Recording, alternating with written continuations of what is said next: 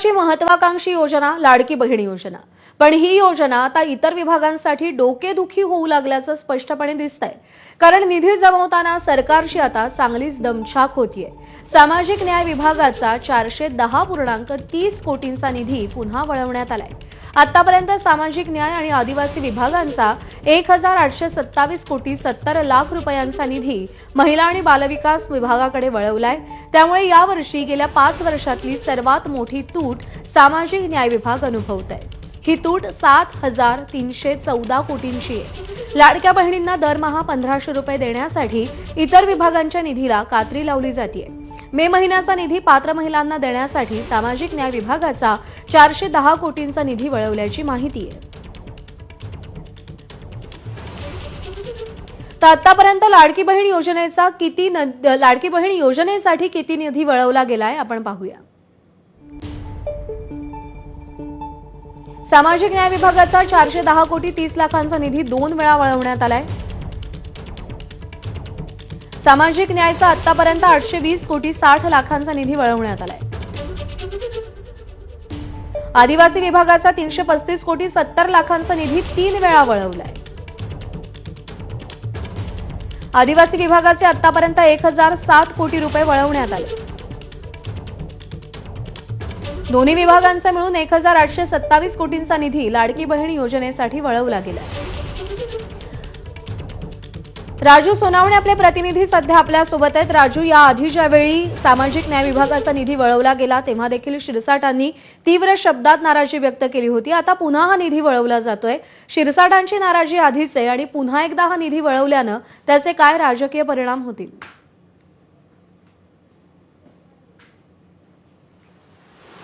प्रज्ञा, आपण पाहतोय लाडक्या बहीण योजनेसाठी सरकारची दमछाक होते का तर खरंच होताना पाहायला मिळते आणि यावरून मंत्रिमंडळामध्ये नाराजी ओढवताना पाहायला मिळते। सामाजिक न्याय मंत्री संजय शिरसाट यांनी मागच्या वेळी जी आहे ती नाराजी व्यक्त केलेली होती। आदिवासी विभागाचा निधी वळवला, सामाजिक न्याय विभागाचा वळवला आणि आता पुन्हा एकदा सामाजिक न्याय विभागाचा 410 कोटी जे आहे 30 लाख रुपयांचा निधी वळवला आहे। म्हणजे दोनदा, म्हणजे जवळपास आपण पाहतोय की दोनदा वळवला आहे आणि आदिवासी विभागाचा जवळपास 3दा हा निधी वळवलेला आहे।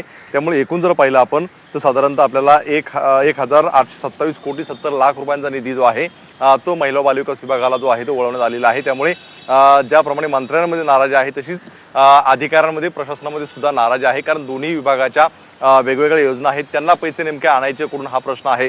सामाजिक न्याय विभागाचा दुसऱ्यांदा निधी वळवलेला आहे, त्यामुळे सामाजिक न्याय विभागाच्या अनेक योजना आहेत, मुलांच्या शिष्यवृत्ती आहेत, इतर घरकुल योजना आहेत, इतर बाकीच्या योजनांना पैसे आणायचे कुठून असा प्रश्न जो आहे तो समोर येताना पाहायला मिळतोय।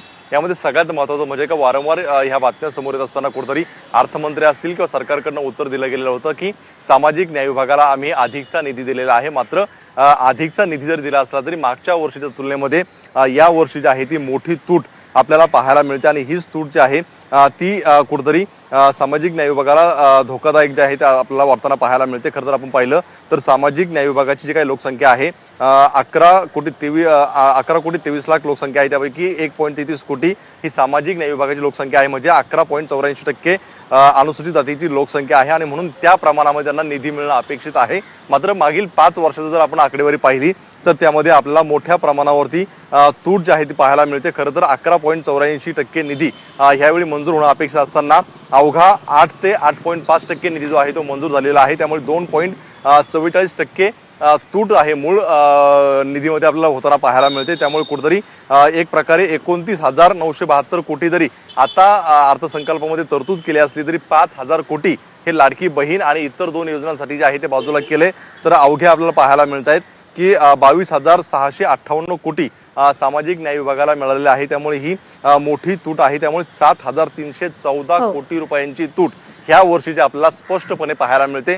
खरं तर मागील 5 वर्षापासून ही तूट पाहायला मिळते, मात्र ह्या वर्षीची सर्वाधिक तूट जी आहे ती 7,314 कोटींची तूट आहे आणि त्यामुळे सामाजिक न्याय विभागाला एकतर पूर्ण पैसे मिळाले नसताना सुद्धा अधिकचे पैसे जरी मंजूर केले असले तरी एक प्रकारे जो आहे तो सामाजिक न्याय विभागावरती कोट्यवधी रुपयांचा निधी केवळ एक योजना राबवण्यासाठी सरकारकडून वळता करण्यात येतोय आणि त्याचा परिणाम इतर महत्त्वाच्या विभागांवर होतोय। सामाजिक न्याय असेल किंवा आदिवासी विभाग असेल, अत्यंत महत्त्वाचं आहे आणि सरकारने याकडे लक्ष देण्याची देखील गरज आहे। राजू, धन्यवाद दिलेल्या माहितीसाठी। आणि यानंतर शिवराज्याभिषेक सोहळ्यासंदर्भातल्या बातम्यांचा आपण आढावा घेणार आहोत।